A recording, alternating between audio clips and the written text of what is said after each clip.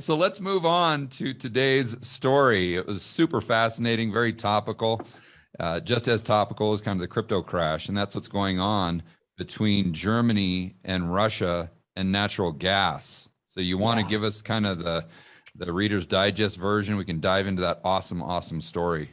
Yeah. So we tried to write a piece today that sort of crystallizes the consequences of bad energy policy in a way that really drives it home. Because it's difficult to do that sometimes. Like you see, we've been on this for a year. Like this is a crisis that will manifest in real and painful ways for society, European society first, but we'll feel it too. This is a global echo that will, the sound wave will crash upon us soon enough. So the piece we wrote today is about a giant chemical company that we know well, BASF. They're the largest chemical company in the world. And the chemical industry is much maligned and is also absolutely and totally critical to modern life. Like literally everything I'm looking at on the shelves behind you was made at a chemical plant. Yeah. The wood, of course, but the paint and the frames and the plastic and this, like the clothes you're wearing, almost all, there's certainly a lot of cotton clothes, but there's a lot of synthetic clothes.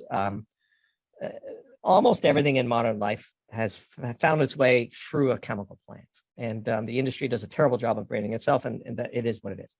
But BASF runs what are known as Verbund sites. So these are super large integrated sites. And we go into the piece and explain the genesis of such sites and why they have evolved to become sort of the dominant players in the chemical industry. And a Verbund site, like the one in Ludwigshafen, which is one of my favorite words, is this mega large, 2,000 buildings, 200 factories, basically a city within a city that is integrated, interconnected, molecules are flinging all over the place.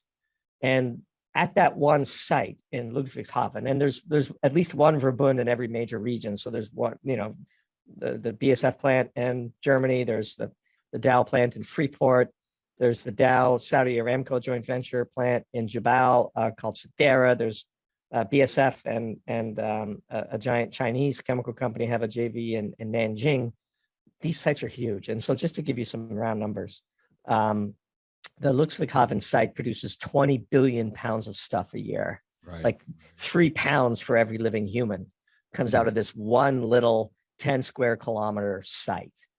This site is so big and so integrated and so critical to supply chains that it has internally to the site 3 natural gas cogeneration plants that make electricity and steam, which is also really important. Heat is really important for running industrial processes like this.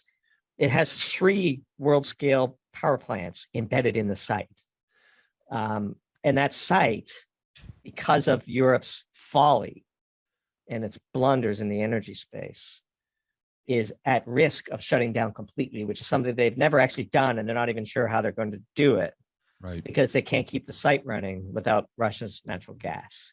So when we write critically about the idiocy of, and let's just say it's idiotic what the Europeans have done, the idiocy of European and German energy strategies in particular, is going to manifest itself in real consequences. And if Ludwigshafen shuts down, that is going to be a significant inflationary pulse at a time when central bankers can barely afford it, can least afford it, but also unpredictably, we're going to see shortages. We don't know what product on the shelves today can trace back to a single supplier situation at Ludwigshafen.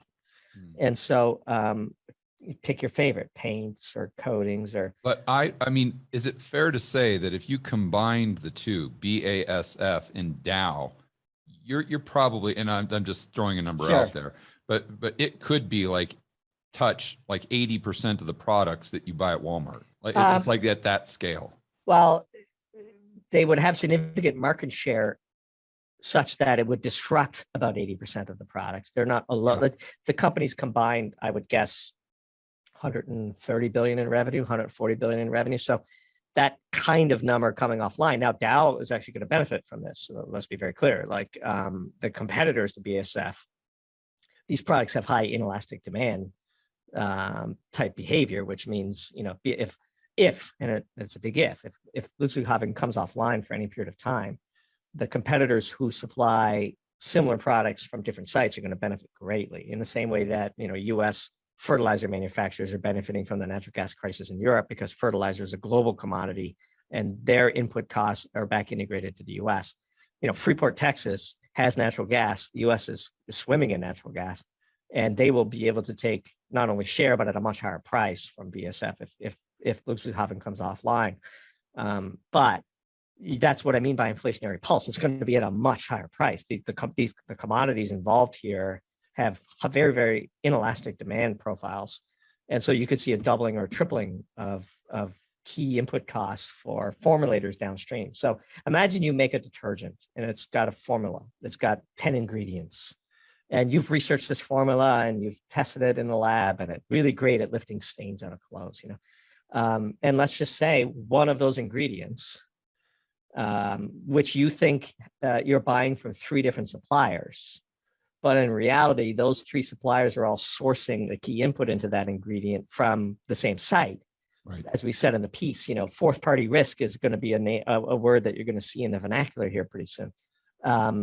You think you've got a balanced set of 3 different suppliers, when in reality you are single sourced to Ludwigshafen, and you can't make that formulation without that one ingredient. Then it's not going to be on the shelf. Did you remember during COVID when Lysol spray was gone for so long?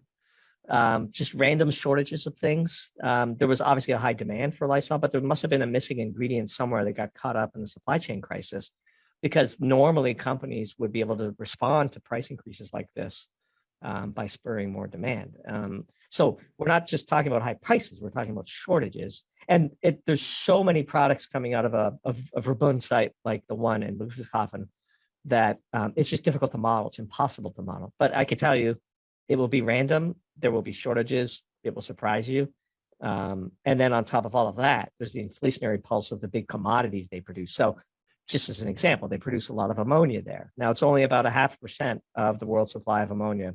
Ironically, ammonia, the Haber-Bosch process to make ammonia was invented there. And it's one of the ironies of the piece that we talk about, that this is going to be a victim of the sort of reverse of globalization, this product that enabled so much globalization.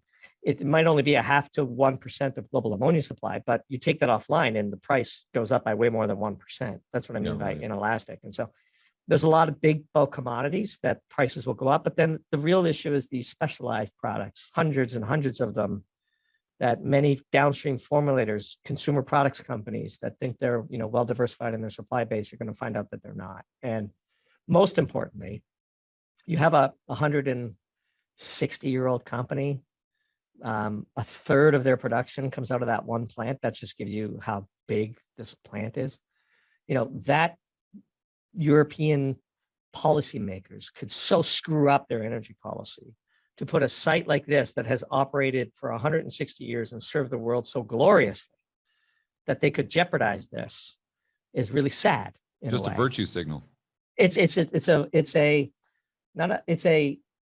signpost, of how far the European intellectual elite have fallen and how much of a collapse their foolhardy policies are bringing. It's just really, in some ways, unbelievable to watch. But the overarching feeling that we have is sadness. It's just disturbing. And how quickly a civilization could jeopardize itself